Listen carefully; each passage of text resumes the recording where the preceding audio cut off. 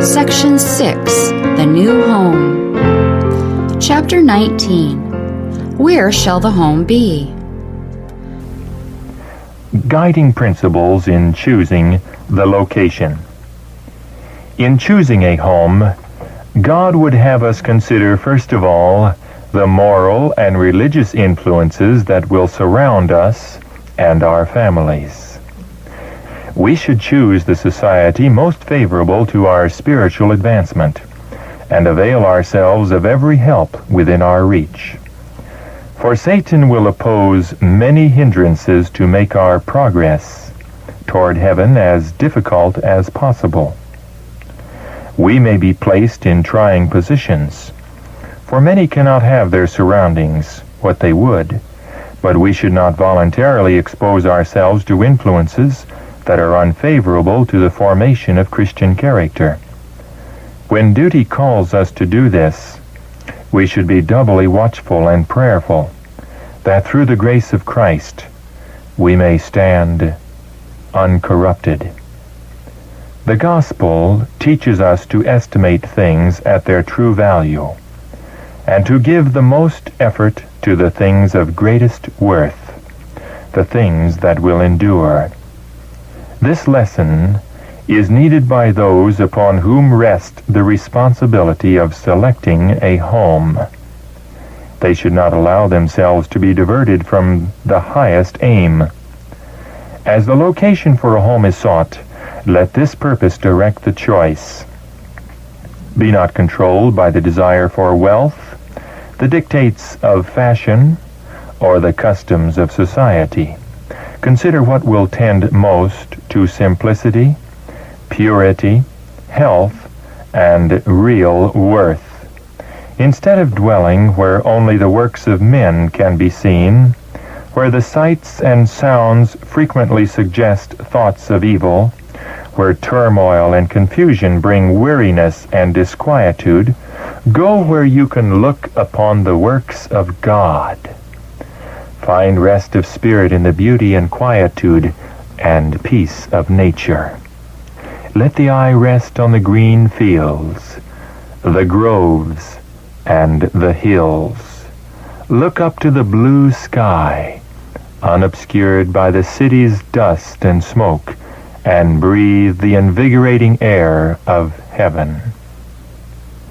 The home of our first parents was to be a pattern for our homes, as their children should go forth to occupy the earth. That home, beautified by the hand of God Himself, was not a gorgeous palace. Men in their pride delight in magnificent and costly edifices, and glory in the works of their own hands. But God placed Adam in a garden. This was his dwelling. The blue heavens were its dome. The earth with its delicate flowers and carpet of living green was its floor, and the leafy branches of the goodly trees were its canopy. Its walls were hung with the most magnificent adornings, the handiwork of the great master artist. In the surroundings of the holy pair was a lesson for all time, that true happiness is found not in the indulgence of pride and luxury, but in communion with God through His created works. If men would give less attention to the artificial and would cultivate greater simplicity, they would come far nearer to answering the purpose of God in their creation. Pride and ambition are never satisfied, but those who are truly wise will find substantial and elevating pleasure in the sources of enjoyment that God has placed within the reach of all. Jesus came to this earth to accomplish the greatest work ever accomplished among men. He came as God's ambassador to show us how to live so as to secure life's best results. What were the conditions chosen by the Infinite Father for His Son? A secluded home in the Galilean hills, a household sustained by honest, self-respecting labor, a life of simplicity, daily conflict with difficulty and hardship, self-sacrifice, economy, and patient, gladsome service.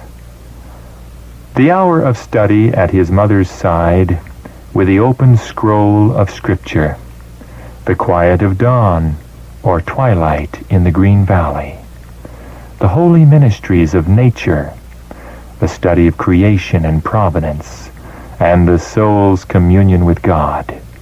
These were the conditions and opportunities of the early life of Jesus. In the promised land, the discipline begun in the wilderness was continued under circumstances favorable to the formulation of right habits. The people were not crowded together in cities, but each family had its own landed possession, ensuring to all the health-giving blessings of a natural, unperverted life. John the Baptist, the forerunner of Christ, received his early training from his parents. The greater portion of his life was spent in the wilderness. It was John's choice to forego the enjoyments and luxuries of city life for the stern discipline of the wilderness. Here his surroundings were favorable to habits of simplicity and self-denial. Uninterrupted by the clamor of the world, he could here study the lessons of nature, of revelation, and of providence. From his childhood, his mission had been kept before him, and he accepted the holy trust. To him, the solitude of the desert was a welcome escape from the society in which suspicion, unbelief, and impurity had become well nigh all-pervading. He distrusted his own power to withstand temptation and shrank from the constant contact with sin, lest he should lose the sense of its exceeding sinfulness.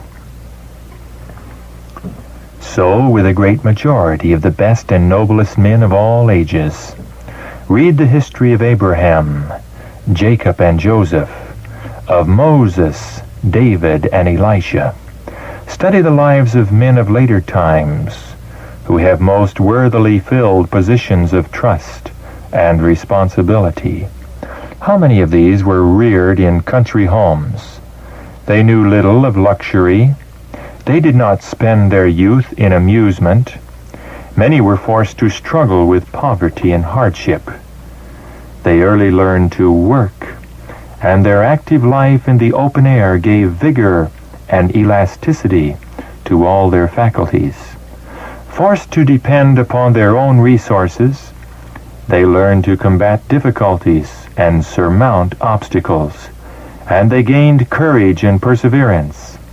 They learned the lessons of self-reliance and self-control. Sheltered in a great degree from evil associations, they were satisfied with natural pleasures and wholesome companionships. They were simple in their tastes and temperate in their habits. They were governed by principle, and they grew up pure and strong and true.